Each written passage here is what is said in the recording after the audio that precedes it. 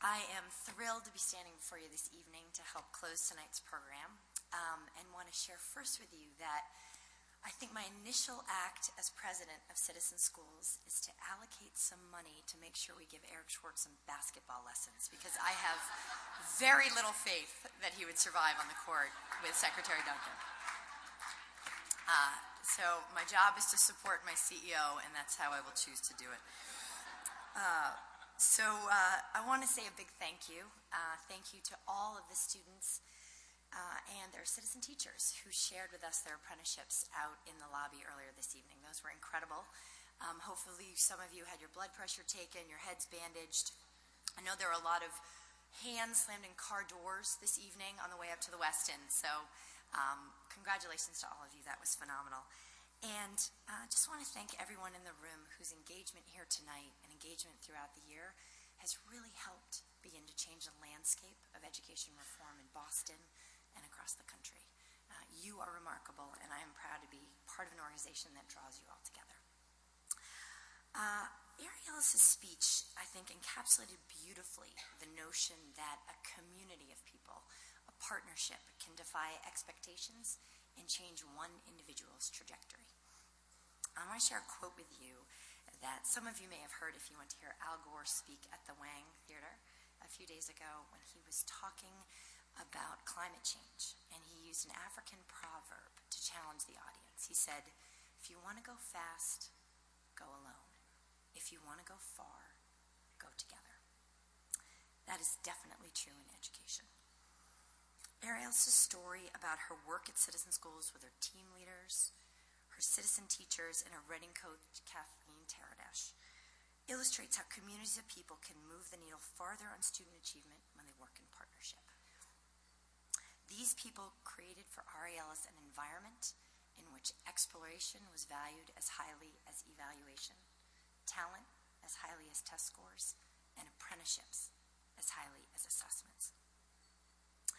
I want to share with you my own story of an apprenticeship. I taught one this fall at the Rogers Middle School in Hyde Park, a group of 12 6th and 7th graders. Fantastic. I taught with Lori Stevens, our Executive Director of Development, and George Chu, our CFO. We called ourselves the Three Stooges, and I am very clear the students called us that as well. We decided to teach the kids about the concept of social networking and 6 degrees of separation, to help them understand the power of their own networks to access people they were interested in emulating.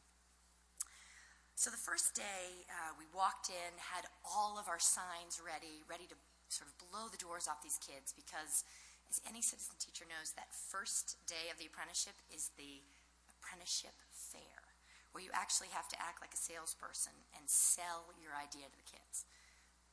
Terrifying. So walk in, and we're all ready to go, and we said, all right, we're going to start off, we're going to do a brainstorm with the kids, and we're going to ask you, who is the person you most want to meet, and how would you get there using your own networks? So the kids conferred a little bit, like probably, I say a little bit, like 10 seconds, and said, Kevin Garnett. Clearly, we want to meet Kevin Garnett, which gave birth to the title of our apprenticeship, which was 6 Degrees to KG. So we said, great, you want to meet Kevin Garnett. How would you meet Kevin Garnett? How would you use your networks? And Hakeem, a little 6th grader with this megawatt smile, raised what we call at Citizen Schools a strong silent hand and said, I have an idea. And we said, okay, Hakeem, how would you meet Kevin Garnett? He said, well, I think I'd probably pick up the phone and call my cousin Dana Barros, who used to play on the Celtics, and I'd ask him, hey, can I talk to KG? And he said, that's 2 degrees of separation, right? And Lori, George, and I kind of looked at each other, and the only thing I could think at that moment was, you are not adding value. You are not adding value. So we took a little time, went back, regrouped, and said, all right, we're going to make this a little harder. And we asked the students to think about the careers they were interested in pursuing. And, you know, and when everybody said, well, I want to be a pro basketball player, we're like, you cannot do that. No. Kevin Garnett, done. That was day one. You are now in the apprenticeship. We are no longer selling. This is going to be hard. So they each picked a career of interest for them, and we helped them map their personal networks to figure out how would I get to this person or someone in this field. And we had one seventh grader who was, I like to call sort of a laid-back kid named Demetrius. And he wanted to meet a record producer because he was a self-proclaimed songwriter and had put together a group of students at the school who all liked to sing. And he said, I want to meet a record producer so I can give kids like me a chance to actually be recording artists. And he said, that's great. So he wrote a letter who he shared with a former teacher of his who he thought might know some folks, and who his citizen teachers, Laura, George, and I, shared with some of the folks in our network. There was an 8th grade academy citizen teacher who was a record producer. And we shared it with him. He gave it to a colleague who said, I'd be happy to come to the culminating event, the WOW, which was a networking session with these kids and and the folks they wanted to emulate.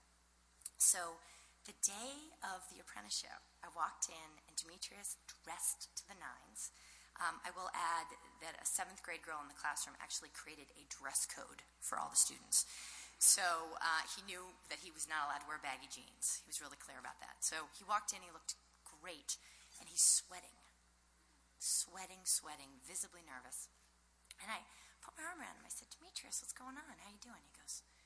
He looked at me, and he wasn't smiling. He normally would joke around, and he wasn't smiling. He looked at me and said, I want this so bad.